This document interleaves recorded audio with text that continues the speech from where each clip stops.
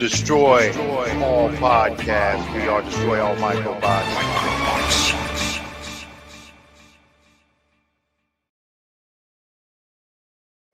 Our year just keeps getting better and better and better. This is crazy. This is the wildest one yet. So a little bit like we made a clip a week before, which I thought was very provocative about this man in our midst right here. And me being the person doing our social media, I'm like, I'm going to ask him to collaborate on this post. He sent a like, and my courage boosted. So I asked him to come on this show.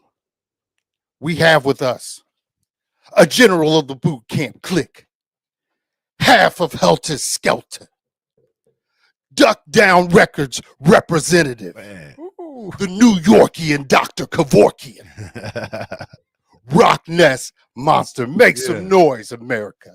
Oh, shoot. Yeah. Brother, thank you for joining us. We appreciate you spending your Sunday with us here on Destroy All Podcasts. Amazing. General 5, Lieutenant 1, Yes. me, I'm 3. Like, share, subscribe. You may gain clearance intel from the 513. How you been? I'm chilling like a villain, man. I'm actually in Arizona, so it's only like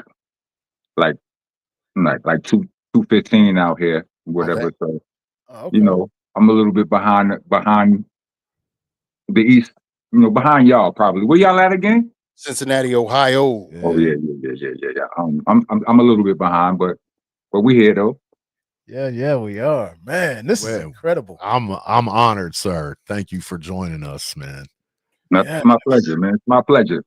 Can we get right into it? Yeah, absolutely. Did you miss your window? Did you miss the opportunity? I don't know if you can really do that. I don't know. I think I kind of think you gotta. The only way to truly miss your window is to quit without, before you, because like I just now finished doing a vlog, like literally, like I was editing it. You know what I mean? Like I'm doing a vlog and it's on ageism in hip hop. It's been a hot button that's been going around these past few days and all of that. You know what I mean? And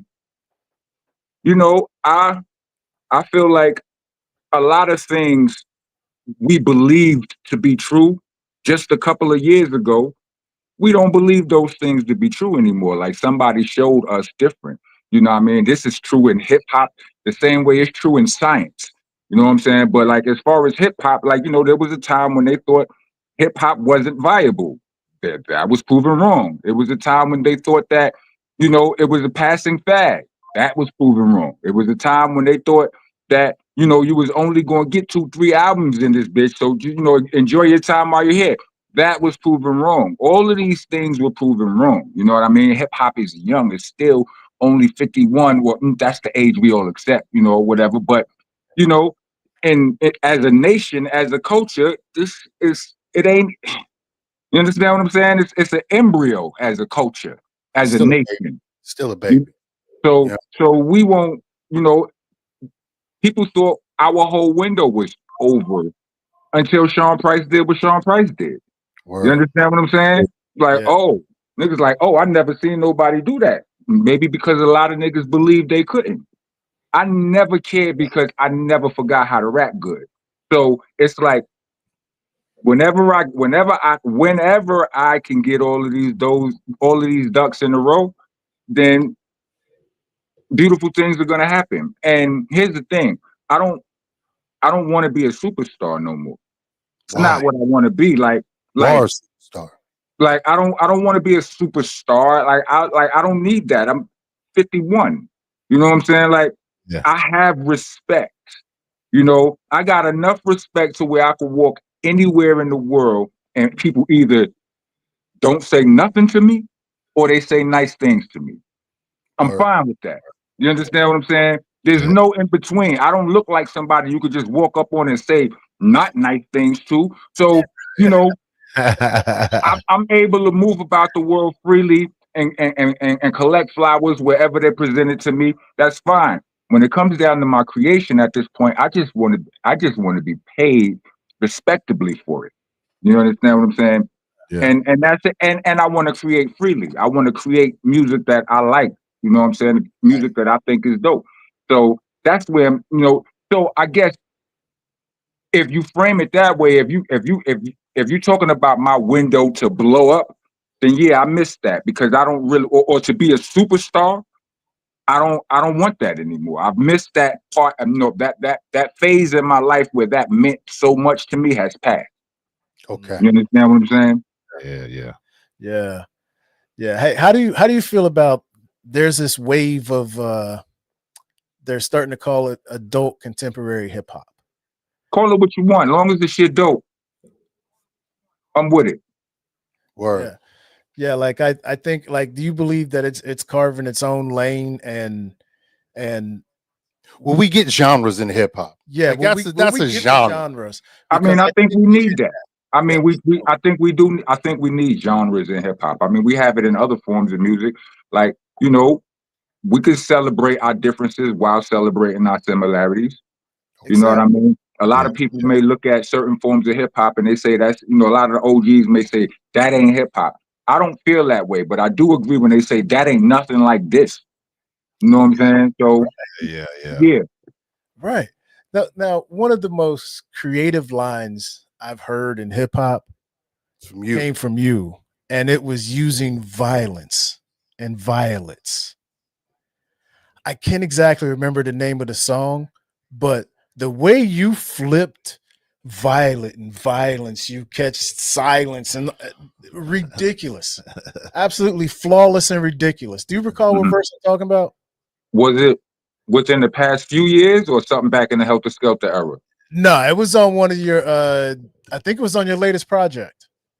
Violins and violent and the color violet and all of that stuff. Yes.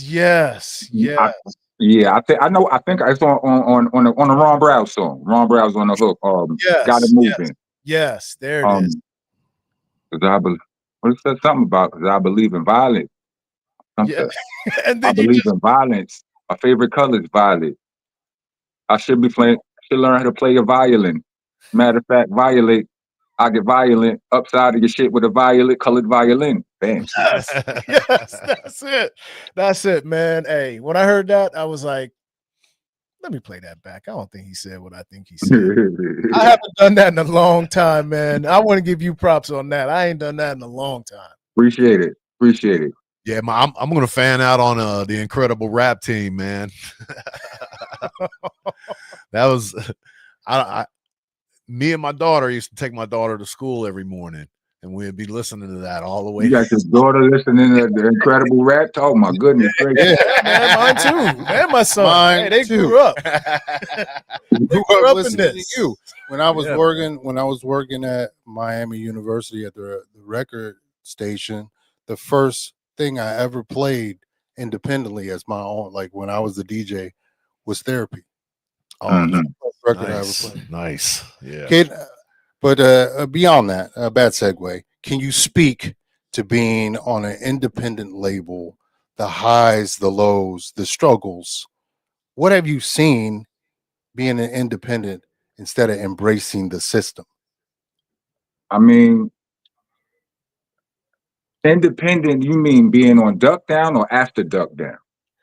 You could speak to both. Being with Duck Down, Because being on Duck Down, that didn't really feel like independence. You know what I'm saying? I felt like, and it really wasn't because although Duck Down was Priority was the parent label. From the time Heltah Skeltah and OGC came on the scene, Priority was in the picture as far as professionally when we came on the scene. You know what I mean? But we mostly, and we dealt with Duck Down as well as Priority to the point where when Duck Down and Priority split, I ended up with a solo deal over at Priority. You know what I'm saying? It was and technically Priority was considered an independent label, but it was major to us. You know what I'm saying? It was bigger than Duck Down, and then having Duck Down felt like having support. That was a label. You know what I mean? I didn't have to do nothing but rap. right? You know what I mean? So, you knew you was independent when you realized the difference between the airplay and the support you got from like, you know, the industry. Correct. You know what I mean? The whole, and you know, the machine, the radio, the video, the you know what I'm saying? That was when you were reminded that you were, you know, that you were independent. But overall, I felt protected. I felt, you know what I mean, everything. But as far as after Duck Down, that's when it got real. Like, you understand what I'm saying? Yeah. Like it's it's been way more, you know, way more challenging that way. You know, there's no support, and that's the difference. That's what, you know, I seen in the clip that y'all dropped. Like, that's what the difference was. Sean P had Duck Down for his solo run. I had no one. I mean, I had Priority Records, but the album deal, it didn't go through. We moved from there. I signed a deal with DJ Lethal, and that his label was through Geffen. It was supposed to be the biggest thing in the world, but it didn't, you know, it fell through. You know what I mean? DJ Lethal's label got dropped. I don't know if it had anything to do with me or if it had anything to do with the beef that he had with Eminem at the time, as soon as I signed with him or whatever. But, you know what I mean? It was what it was. And after my second solo deal, I kind of fell back from the industry.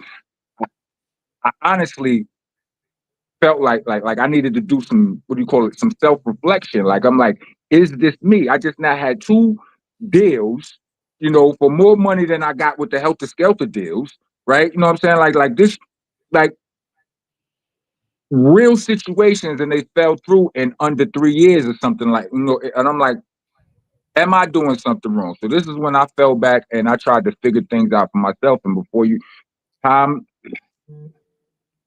travel. Time travels first class, and where's Gucci? Right. Yeah.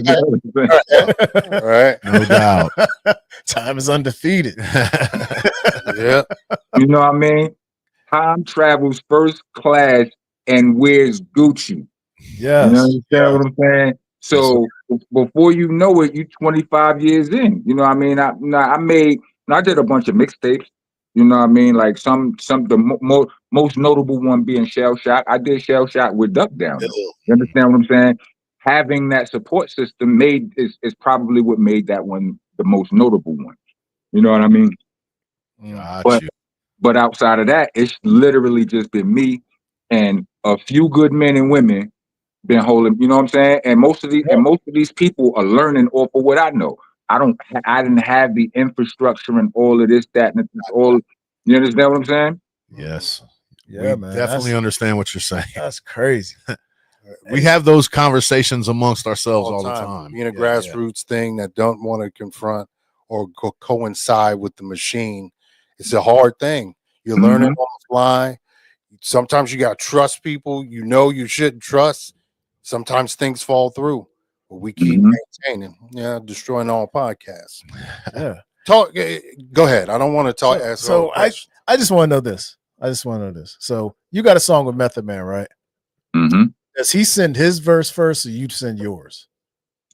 If it's my song, I always send my verse first. And then no rewrites, because I'm pretty sure you're like, man, I know my shit's dope. No, I'm letting niggas know how high they need to jump. You know what I'm saying? And respect. You know what I'm saying? So, because, you know, I guess I may be unique in this way because, you know, most rappers will tell you that it's full competition every time they on a song with another rapper. I don't feel it's not always competition for me. Not always. You know what I mean? I get on a song like the K Slay song with 50 niggas or 100 niggas. Okay, I'm writing to smoke everybody, right? But when I'm doing a song for my album or your album, you know what I mean? I want us both to look good, because if we don't both look good, it's not a good song. It's a good verse. Right. You understand what I'm saying? And that makes a difference. It matters to me. You know what I mean? And, you know, on some of these songs where if I hear your verse first, I'm almost guaranteed to at least one up you. I have the advantage. I know exactly, you know, I can, if you go to the 10th floor, I just take the elevator to the 10th and just go up from there. You understand what I'm saying? That's the advantage any rapper has of hearing the verse first.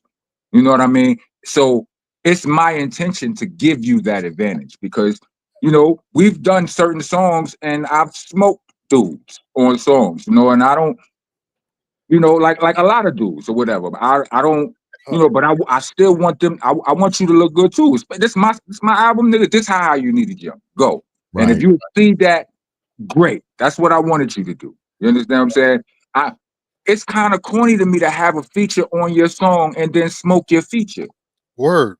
You're highlighting them. Yeah. Yeah, like and I think it goes without saying, Method Man ain't easy to smoke. You understand what I'm saying? Like he's not that's not, you know what I mean? But like, let's say like on Guns and Ones on Magnum Force, right?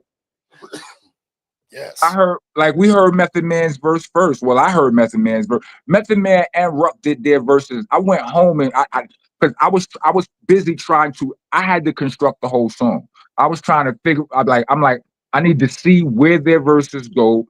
You know how they align with each other, so that I can align mine with that, and I can create a chorus and align my and write in line with that as well.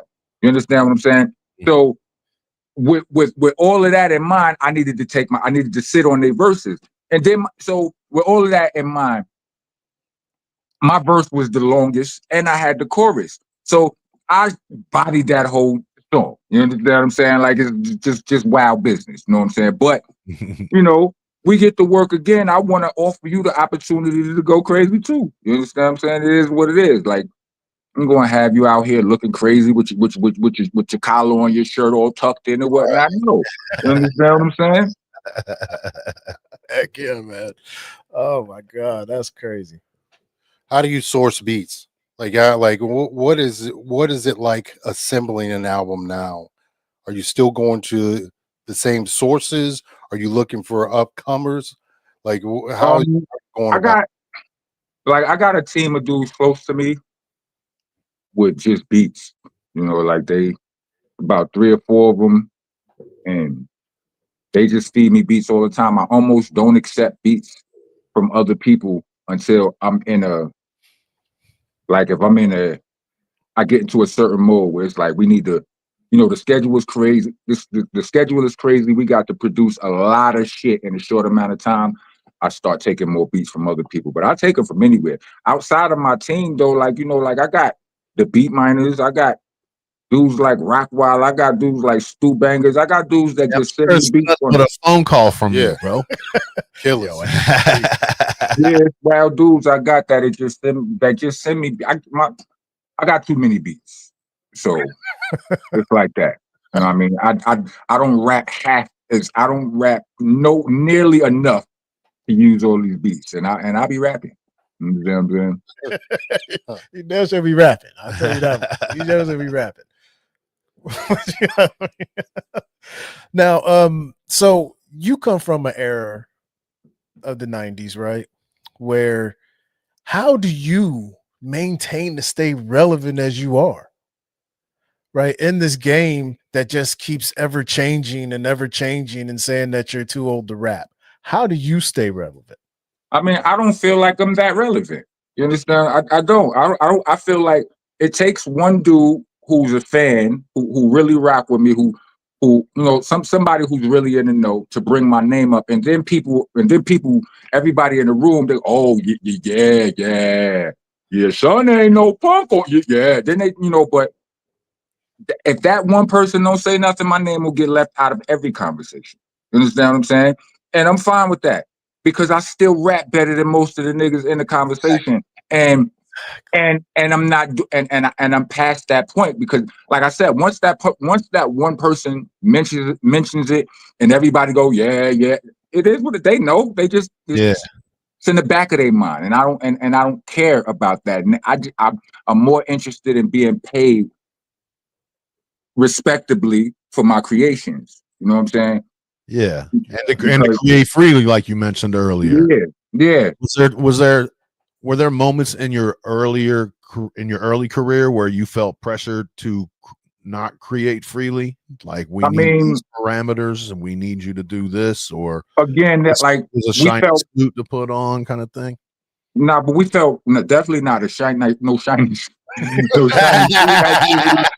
But we did feel the pressure from like radio and all of that's like, yo, y'all curse too much, y'all too violent, y'all too this, right? You know what I'm saying? But we got, but mind you, the messages in there as well. This as well this is also included in the blog that I'm editing right now on Monster Nation on YouTube. People check it out. But like us, like Wu-Tang, like, you know, like it was important for us to not just be negative in our raps. As hardcore as we was, from as much negativity as we came from, we tried to project some positivity in the, you know what I mean? And in all reality, me myself, I probably wasn't ready. Like I used to curse a lot, B. You understand what I'm saying? And you know, I just didn't feel the freedom to, like, you know, you want to tailor some of that down. You don't want to do, you understand what I'm saying? Too much violence, and some of the dopest shit be violent though. You understand? I don't know how that happened. I don't know what it was. I mean, I made a song called Therapy. I don't know. You remember, if you remember the contents of that song, all I seem to think about is violence. I didn't make that up. That was a real thought that we made a song off of, right?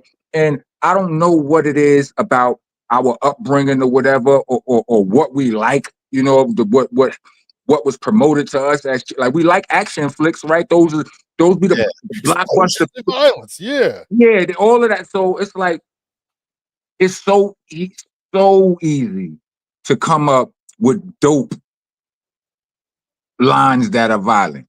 They're easy. It's the easiest thing in the world for me to do. You know what I'm saying? But you under the pressure to where it's like they're not going to play it. They're going to blah blah blah. But once you reach a point where you don't expect them to play it, then you write whatever you just go.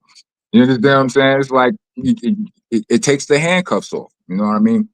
I mean, now I'm at a point now where I intentionally, you know, my music ain't as violent as it's still just as hardcore by vibe, but the blatant violence ain't in it because I'm conscious of who, you know, like I'm particular about the message I want to send out. But it's still easier to write shit like reincarnate your ass when the Ruger Michael J. Fox clap your stupid ass Back to the Future. One of the best lines I think ever wrote in hip hop, right? But and I can do nasty. And I can do those shits over and over and over again. You know what I'm saying? But it's got to figure out other, you know what I'm saying? Mm-hmm.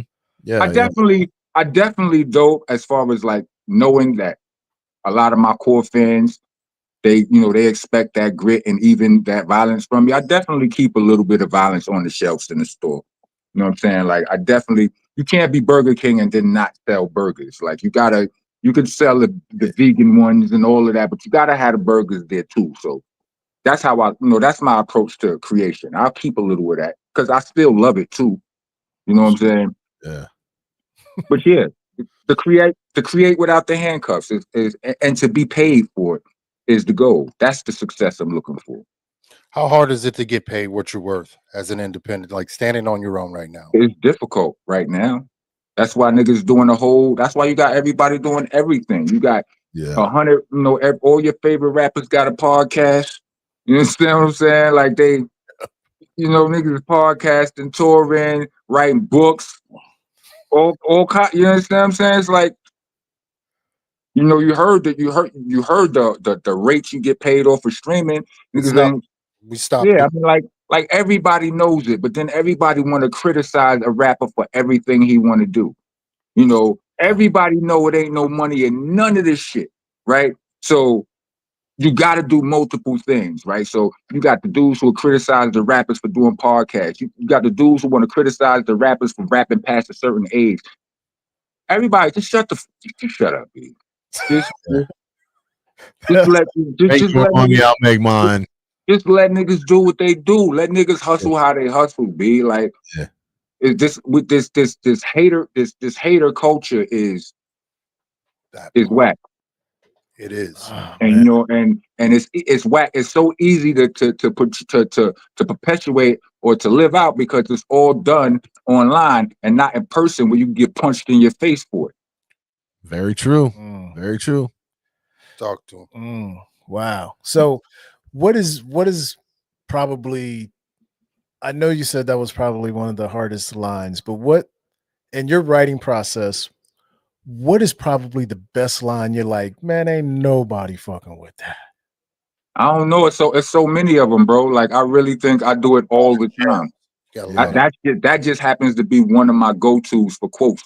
Like it's at the front of my brain to let niggas know that the levels, the decks, the density in that punchline right there. Reincarnate your ass when them Rugers, Michael J. Fox, clap your stupid ass back to the future. Like it's dense. I love it. You understand what I'm saying? So you get those moments where you just throw the pen pad down, like, what am I doing? I'm killing them. What is this?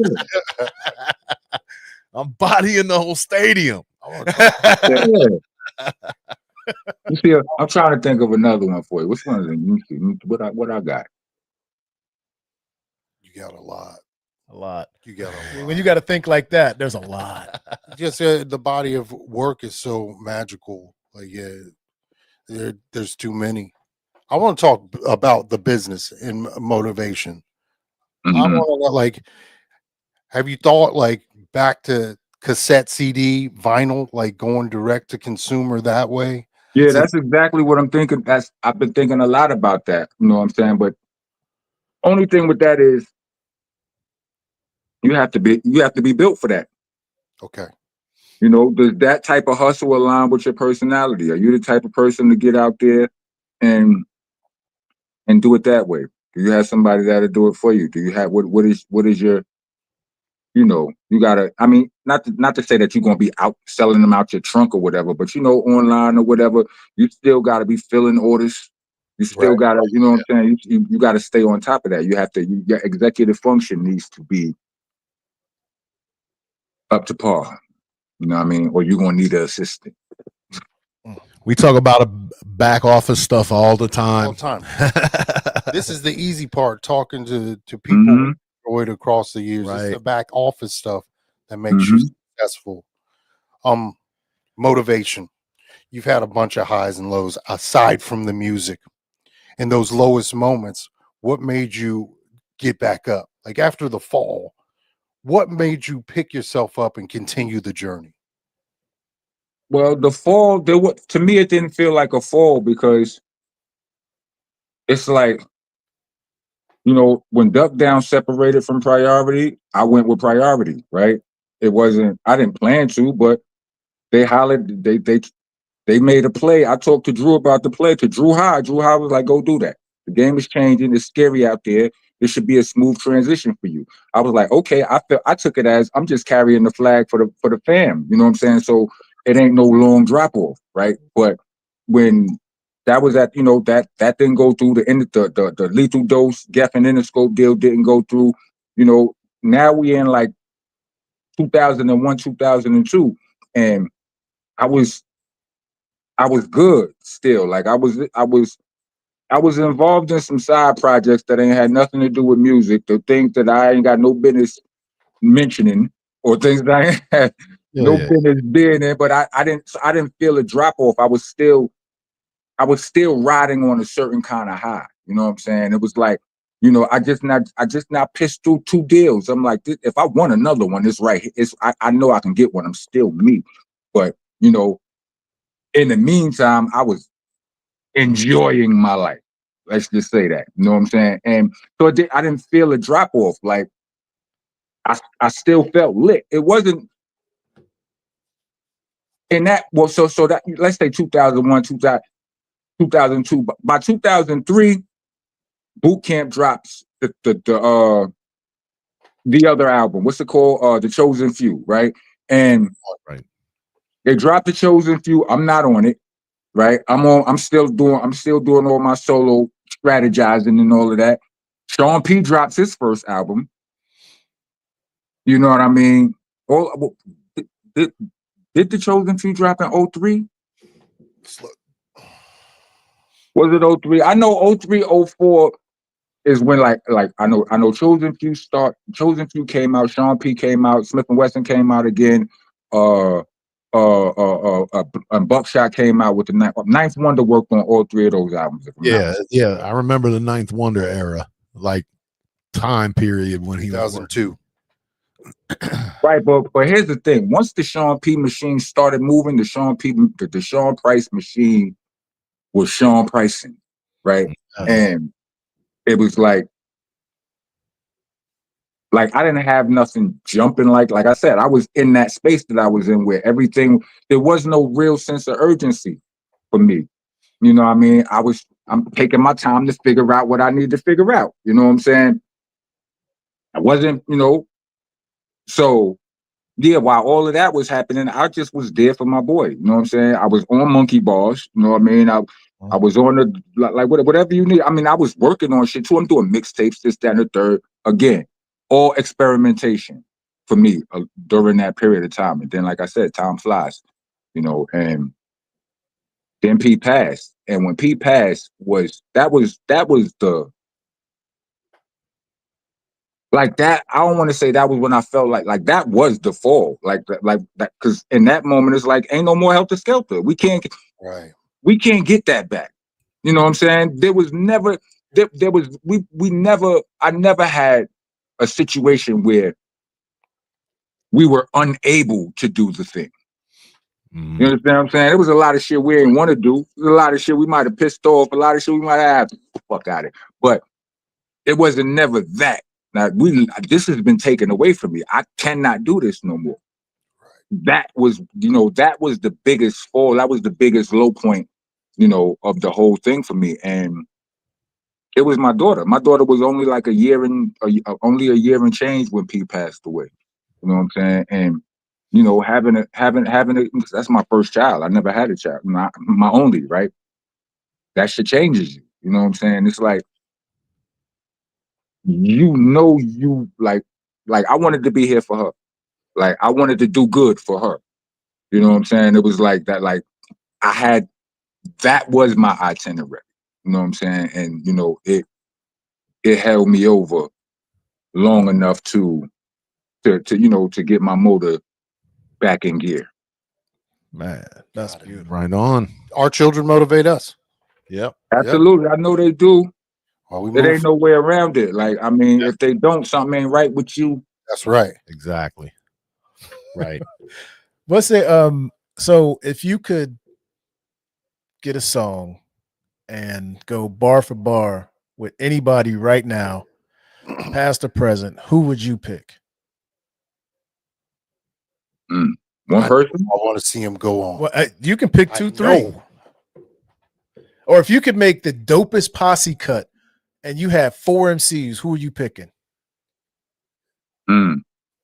That's good. That's hard. Too many dope MCs, B. Like, they're like, that's why I generally don't participate in those top 10, top 5 conversations. Yeah. Rushmores and all of that. But I want to see you with Black Thought. Like if you had a dream collab, I want to see you. So many, damn, it's so many dope dudes. Like I would like to, I don't know, like, yeah, that's difficult. You have to do them from different eras. You know what I'm saying? Like, let's say a 90s era, like a 90s era 4-man weave would be Heltah Skeltah, Method Man, and Redman, right? Like, if I was to do that right now, it would probably be somebody like me, Graf, RJ Payne, and Conway.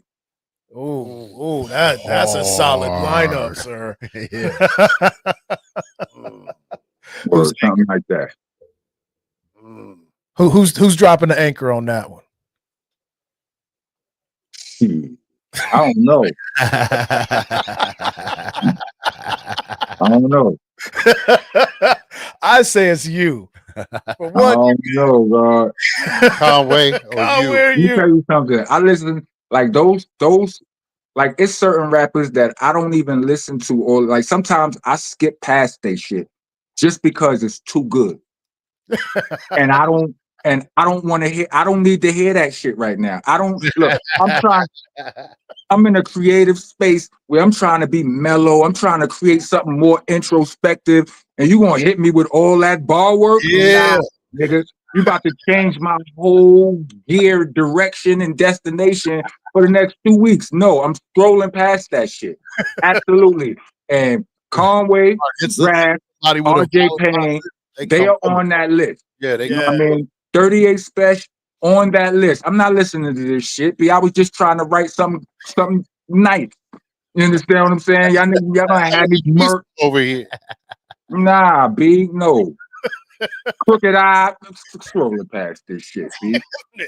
Nah, I don't need this kind of pressure right now. All these damn bars, man. I'm an alcoholic. What they got? Word up. Shauna, you know Shauna Shauna from Chicago? Yeah. Yeah. Her too. I'm not listening to this shit, B. Like this shit, this it's too good. Like I'm like, no, it's going to wake up the competitiveness in me.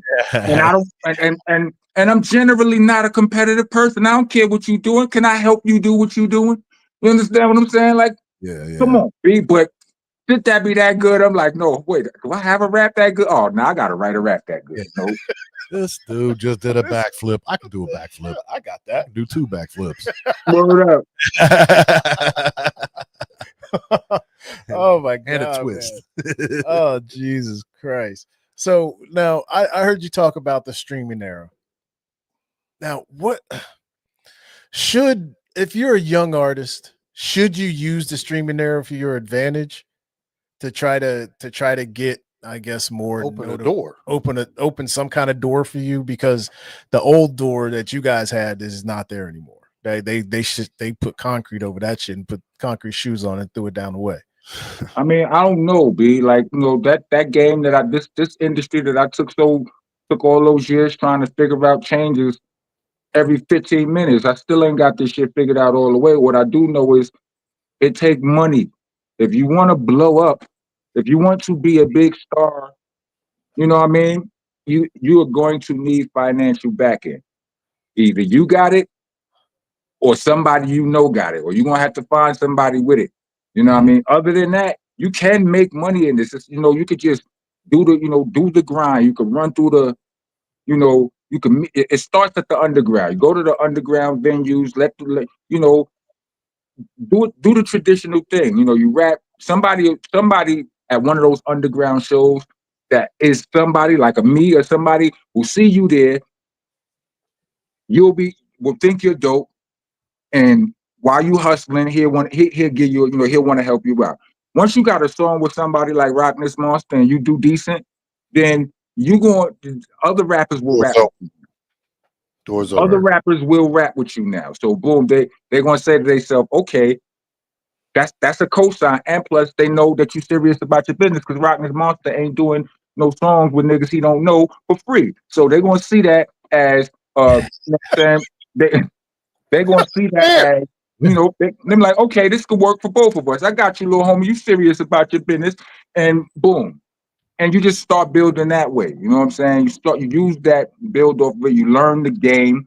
You follow you follow some of these people online that are dropping knowledge. You listen to it, take notes. Like Wendy Day is a good one. I've known Wendy Day for over 30 years or whatever.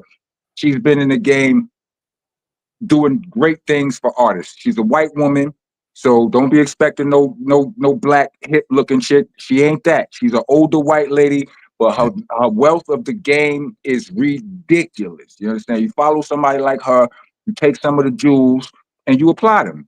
You know what I mean? And see where it gets you. But make sure you love the game first, because the game will beat you the fuck up, and nobody is accepting a whooping from somebody that they don't love. You know what I'm saying? So you will quit. Yeah, That's great. That's a gem. That's great. So hold on. Let me. So there's different levels to being local, right? What is local in New York like? Because I feel like there's like 1 million people and you still feel like you're local. If we had 1 million people, we would not feel so local. Like Cincinnati, we're famous. Yeah, if you got 1 million, but you got 1 million people and you got 1 million people and 900,000 rap. I don't care about your rap. Yeah.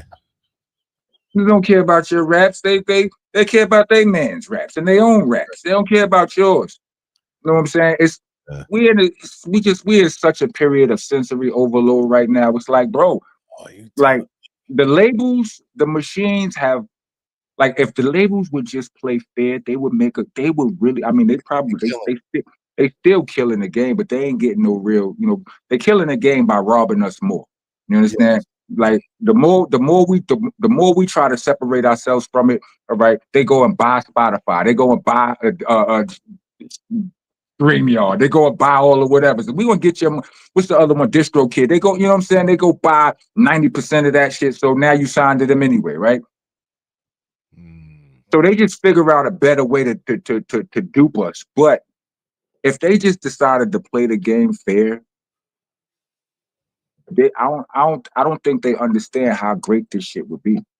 You know, if the artist, because in real life, most artists still want to be stars. You know, that's a big driving force. They want the notoriety. They want this, and the labels are the ones who can make you that. You understand what I'm saying? Niggas just refuse to be raped and refuse to be robbed in that fashion. So it's like niggas is making the great pilgrimage away from the labels and all of that. But if they just would play fair, dudes would come back to the labels and it would be a better game. We'll have a better industry. But greed is greed, and it is what it is. So how come there aren't more collectives? Like talking to Cool Kim, I think you and him could probably put something together that's real dope. Cool Kim is another one. I'm scrolling past this shit. I don't feel like no. Right. I don't feel like writing no more raps tonight, this week. But there should be a collective. Like if you all have a similar knowledge base, why aren't we putting all the resources together and releasing on our own? To hell with the damn labels and the industry and the machine. You guys know all the people, promoters, people where you can put on festivals. Why aren't you pooling resources and moving like that? Money. Fair. Mm-hmm. Yep. Money. Mm-hmm. Like everybody's fighting for their life right now. Yeah. It's hard to do something outside the box when you're fighting for your life. You're in survival mode. You know what I'm saying? You just trying. It's hard to get out of doing what is gonna just get you good. What's gonna get your bills paid. If you don't do that this month, you're a month away from homeless. You understand what I'm saying? So it's like you stick with what you know, and we all. I mean, if the wise know that that's a losing battle or whatever, you know what I'm saying? You'll never, you miss 100% of the shots that you don't take, but we figuring it out. Yeah, man. I know I got some things in the works. You know what I'm saying? Like, I love collaboration. Like that's when Pete first died, I was like, I was never going to do no collab albums like with no other duos. Like I felt like it didn't feel right to me. But I've grown past that. I did an album with Rusty Jukes. You know what I mean? I'm working on an album right now with RJ Payne. I'm working on an album right now with J Ro from the Alcoholics. I mean, these things motivate me, the collaboration. Anytime when I'm working solo, it's like, it ain't that much fun for me no more. It's work. Yeah. You understand what I'm saying? It's a job. Like I just want to get these out. I know I got some dope shit in this. I know what I wrote is fire. I just want I'm just trying to commit to complete the mission. I want to hear it. I want to get it out there. I want to blah blah blah blah blah blah blah. But when it comes down to collaborations, it becomes more fun. I want to do a Brownsville album. You know what I mean? Which would include MOP, Smooth Trigger, about 3 or 4 of the Brownsville members in Boot Camp. Few others, Master Ace, put it all together. Like that would have me hyped. I'm excited to do that. You know what I mean? That would have us hyped. Yeah. When it happens, we want it first. We want to review it first. We want it first. we want first dibs. Yeah, we want dibs. Where can we find your music? How as consumers of products can we find it and support you directly? Well, it's all over the place. I mean, like, I got videos on YouTube. I got my music is on Spotify. It's all that. I have a website, thisismonsternation.com, where you can get merch and all of that. Bandcamp, rocknessbcc.bandcamp.com, where you can find all of the mixtapes. You know what I mean? I want some cassettes. If you could, in our conversation on the other thing, can you send me all the links so we can add them? Because we want the fans to support you and everything you do. Yeah, and I have one more question, and this will be a last question, and it should end on something like this. Okay. So, if you could write your own legacy headline 10 years from now, what would you want it to say? I don't know. Let me think. If I could say it again. If you could write your own legacy headline, like Rockness Monsta stood for this 10 years from now, as somebody picks up and figures out who you are, what would you want it to say?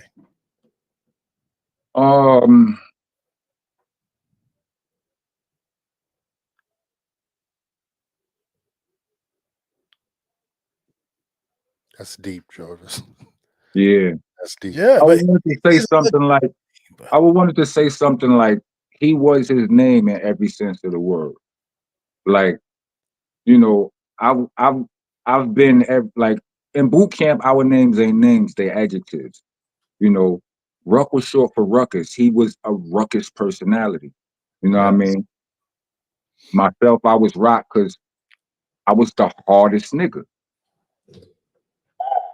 But also, as time, as time went by, I had to prove it.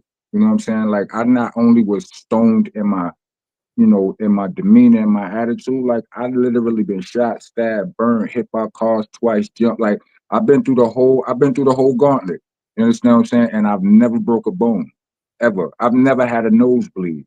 I've never had a black eye. I've been jumped by a whole train car full of. I think my eyes are just set too deeply in my head. I had to never. You understand what I'm saying? Like, I've been through a lot of stuff, and then when, all of those things that what do you call, that legitimize my Rock moniker, right? And but also to those that I hold close to me, I've always been I've been their Rock. You understand what I'm saying? I've always been somebody that they could depend on. You know what I'm saying? Like, so, and I think I've been that version of myself longer than I've been that angry that angry, whatever, all that G hood energy. You know what I'm saying? Yeah. But yeah, like, I think I would want it to include that in a few words though. Also, the monster mentality is identical to Mamba mentality. That's what it is. You understand? When I first heard Kobe talking Mamba mentality, I'm like, this nigga stole my shit, right? Like literally, like, Yeah. it's the exact same thing. You know what I mean? So if somebody could encompass those, those words, those things in a in a 1 or 2 sentence, short sentence, a short statement, then I'll be like, all right. You know what I'm saying? I'm also Black Girls Rock. Not a black girl, but I'm Black Girls Rock. I am a Black Girls Rock. Mm-hmm. And I'm also a Black Girls Rock. You understand what I'm saying? Right.